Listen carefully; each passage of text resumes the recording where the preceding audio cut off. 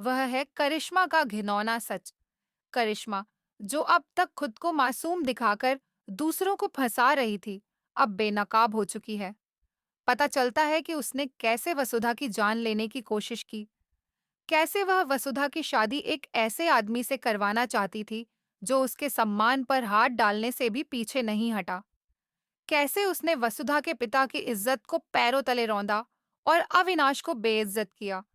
उसका असली मकसद था इस पूरे घर पर कब्जा करना।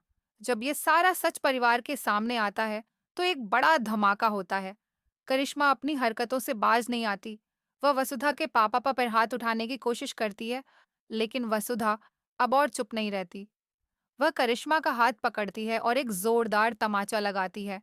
सारा घर सन्न रह जाता है। करिश्मा की सारी साजिशें उजागर हो जाती हैं। अब कहानी में आती है एक नई रोशनी, दिव्या। दिव्या बताती है कि वसुधा ने ही उसकी मदद की थी। वो जिस झूठी शादी का नाटक कर रही थी, उसका एक ही मकसद था, परिवार को बचाना और सच्चाई को सामने लाना। दिव्या ने सब कुछ सहा, लेकिन फिर भी किसी से कुछ नहीं कहा, क्योंकि वो सबका भला चाहती थी। उसने कभी किसी को नुकसान नहीं पहुंचाया, उल्टा खुद को मिटाकर दूसरों को बचाया।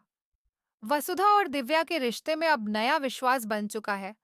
लेकिन वहीं दूसरी तरफ चंद्रिका, जो परिवार की बड़ी है, अब भी नाराज है।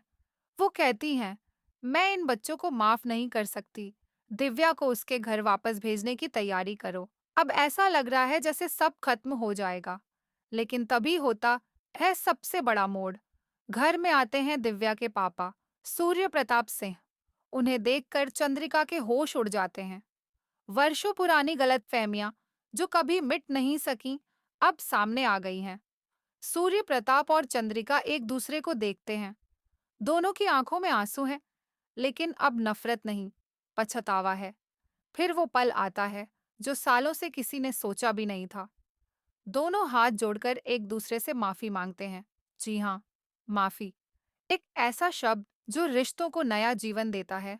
अब चंद्रिका खुद घोषणा करती है, दिव्या सिर्फ सूर्य प्रताप की बेटी नहीं, अब इस घर की बहू भी बनेगी। अब पूरे परिवार में एक नई उम्मीद जागती है। वसुधा मुस्कुराती है, दिव्या के चेहरे पर खुशी लौटती है, और अविनाश, वो अपने मन की बात अब कह सकता है। फाइनली दिव्या और अविनाश की शादी तय हो जाती है। जैसे ही ये फैसला होता है, सारी पुरानी दूरियां मिटने लगती हैं। वो मिसअंडरस्टैंडिंग्स जो दिलों में गांठ बन चुकी थीं, अब धीरे धीरे खुलने लगती हैं। पर क्या ये खुशी स्थायी होगी? क्या चंद्रिका दिल से दिव्या को स्वीकार कर पाएंगी? क्या दिव्या उस भरोसे को बनाए रख पाएगी जो अब जाकर उसे मिला है? अब दिलचस्प मोड़ आएगा तब, जब दिव्या को पता चलेगा कि वसुधा और देव असल में पति पत्नी हैं। वो देव के नाम का मंगलसूत्र पहनती है। ये एक सच्चाई है जो छुपी हुई थी, पर अब कभी भी उजागर हो सकती है। क्या दिव्या इस सच्चाई को जानने के बाद भी वसुधा का साथ देगी? क्या वह उस सास बहू के रिश्ते से ऊपर उठकर एक बहन की तरह वसुधा के लिए लड़ेगी? अब बारी आपकी है। क्या आप चाहते हैं कि वसुधा और देव फिर से साथ आएं? क्या आपको लगता है कि दिव्या को एक और मौका मिलना चाहिए? क्या चंद्रिका वाकई अब दिल से इस परिवार को जोड़ना चाहेंगी? तो हमें कमेंट करके बताएं। इस कहानी को शेयर करें उन लोगों के साथ जो मानते हैं कि रिश्ते माफी और समझदारी से बनते हैं।